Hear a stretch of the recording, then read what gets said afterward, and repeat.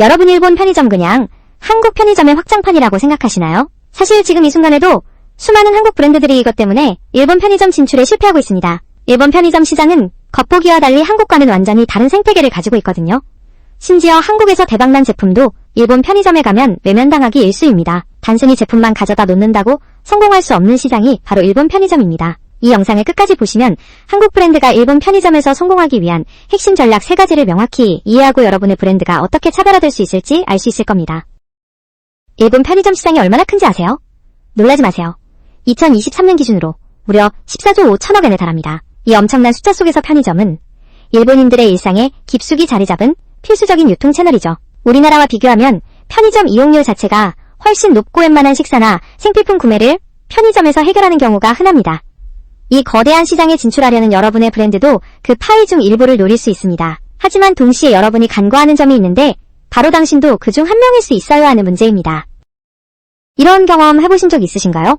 우리 제품 한국에선 분명 대박인데 일본 편의점에선 왜 이렇게 반응이 없지? 한국 시장에서 검증된 제품이라 일본에서도 잘 팔릴 거라 생각하고 야심차게 진출했지만 막상 성과는 저조해서 당황하신 분들이 많을 거예요. 특히 K푸드나 K뷰티 제품 중 이런 사례가 빈번합니다. 맛이나 품질은 좋은데 일본 소비자의 손이 가지 않는 거죠. 그 이유는 단순히 제품의 문제가 아니라 일본 편의점 소비자가 가진 고유의 구매 심리를 이해하지 못했기 때문입니다. 그럼 왜 이런 차이가 생기는지 그 구조를 함께 파헤쳐볼까요? 왜 한국에서 통하는 마케팅이 일본 편의점에선 안 통할까요? 그 인과관계를 쉽게 설명해드릴게요. 핵심은 일본 소비자들이 익숙하지 않은 것에 대한 경계심이 강하다는 점입니다.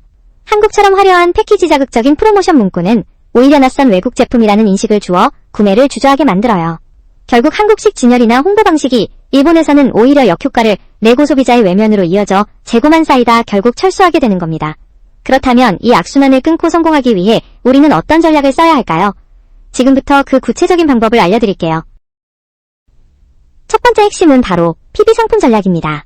일본 편의점은 PB 상품이 엄청난 영향력을 가지고 있어요. 한국 편의점의 PB 상품이 가성비 위주라면 일본은 편의점 자체의 브랜드 신뢰도가 PB 상품으로 이어진다는 점이 다릅니다. 세븐일레븐의 세븐프리미엄은 웬만한 대기업 브랜드 상품보다 인기가 높고 로손의 모찌 푸딩은 출시 직후 품절 대란을 일으켰죠. 따라서 여러분의 브랜드가 직접 PB 상품 형태로 진출하거나 일본 편의점과 공동 개발을 통해 현지화된 제품을 선보이는 것이 중요합니다. PB 상품으로 신뢰를 쌓았다면 다음은 어떻게 소비자의 눈길을 사로잡을까요?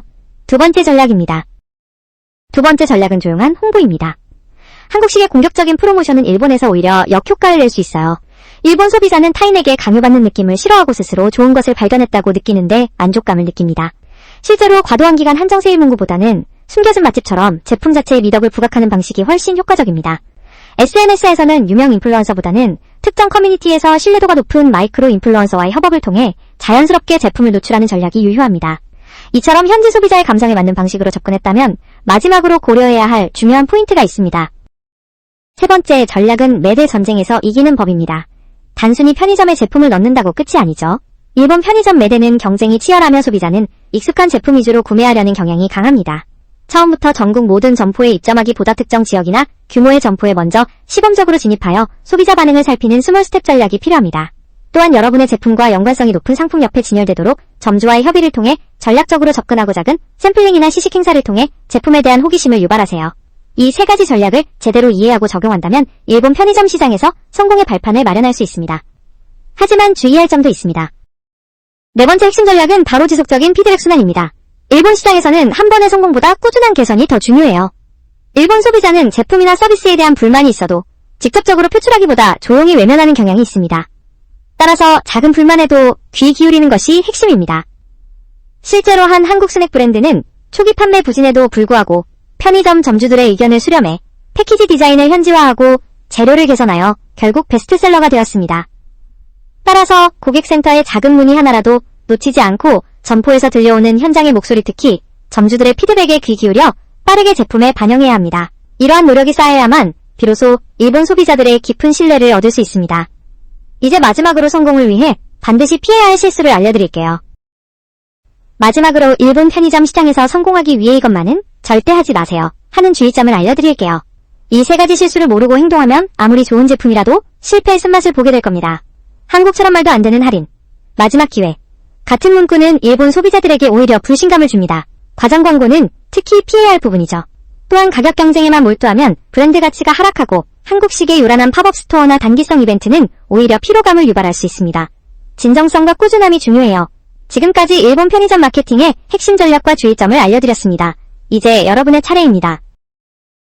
여기까지 봐주신 여러분께 진심으로 감사드립니다. 일본 편의점 시장은 분명 도전적인 곳이지만 올바른 전략과 현지화된 접근 방식을 통해 충분히 성공할 수 있는 기회의 땅입니다.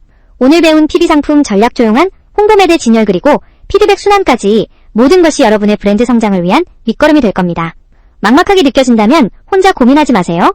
J마켓 나비는 여러분의 성공적인 일본 시장 진출을 언제든 도울 준비가 되어 있습니다. 더 많은 일본 시장 정보와 마케팅 전략이 궁금하시다면 지금 바로 저희 채널을 구독하고 알림 설정을 해주세요. 다음 영상에서 더 유익한 정보로 찾아뵙겠습니다.